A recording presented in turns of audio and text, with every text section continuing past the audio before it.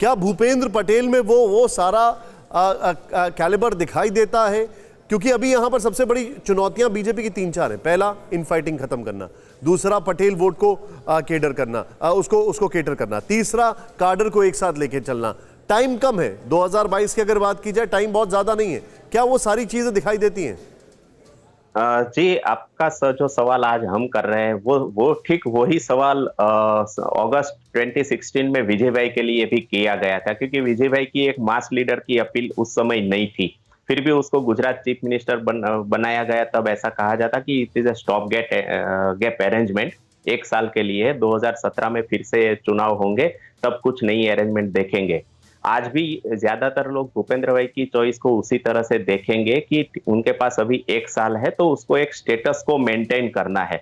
आपने कल विजय रूपाणी जब इस्तीफा देने गए उसके बाद जो स्टेटमेंट दिया, आपने भी देखा होगा, पढ़ा होगा, कि विजय भाई ने क्लियरली कहा था कि गुजरात में जहां तक नेतृत्व का सवाल है, मोदी ही नेता है।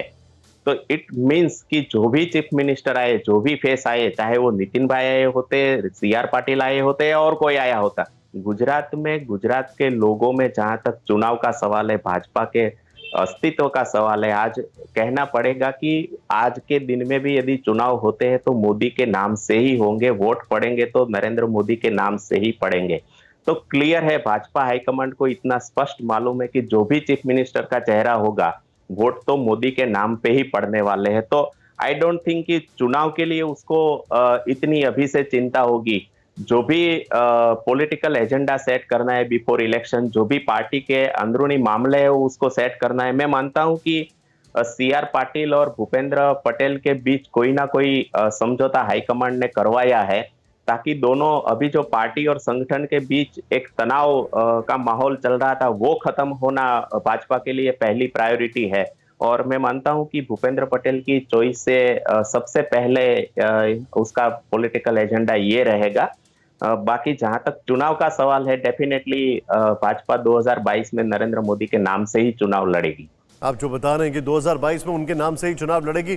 कल्पत भाई इस वक्त मेरे साथ जुड़ चुके हैं। कल्पत भाई, आप एक बार फिर आप हमारे साथ आ गए। मैं आपसे जानना चाहूंगा, भूपेंद्र पटेल को लेकर अगर पटेल समुदाय की बात की जाए तो वो ये कितना बड़ा टर्न अराउंड फैक्टर होगा उनके लिए?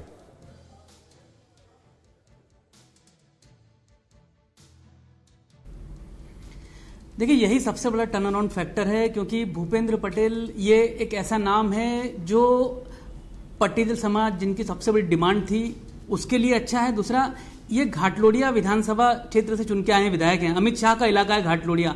अमित भाई की सहमति, अमित भाई की रजामंदी इस निर्णय में साफ दिखाई दे रही है। और दूसरा ये है कि भूपेंद्र पटेल सरदार धाम, जो कि पाटीदारों की बड़ी संस्था है, और विश्व उमिया फाउंडेशन, ये 2 बड़ी संस्थाएं हैं पाटीदार समाज की, उससे जुड़े हुए हैं, उसकी स्टैंडिंग कमेटी में हैं, उससे जुड़ी कई एक्टिविटीज करते रहे हैं। तो बीजेपी के संगठन से जुड़ा एक ऐसा व्यक्ति जो कार्यकर्ता से नेता बना, ओडा का चेयरमैन बना, एएनसी स्टैंडिंग कमेटी में रहा, अलग अलग पदों पर रहने के बाद विधायक, और अब उन्हें मुख्यमंत्री का तिलक लगाया जा रहा है। तो कहीं ना कहीं वो पटेल समाज जिन्होंने इस बीजेपी को आज इस मुकाम पे पहुंचाया गुजरात में, उसके बीच में ये मैसेज देना चाह रही थी बीजेपी की देखिए, हम आपको लेकर चल रहे हैं और आपके समाज से जुड़ा एक ऐसा व्यक्ति जो हमारा निष्ठावान कार्यकर्ता रहा है, उसे आज बीजेपी सामने ला रही है। परवाह देश की, सोमवार से शुक्रवार रात 10 बजे TV9 भारतवर्ष पर।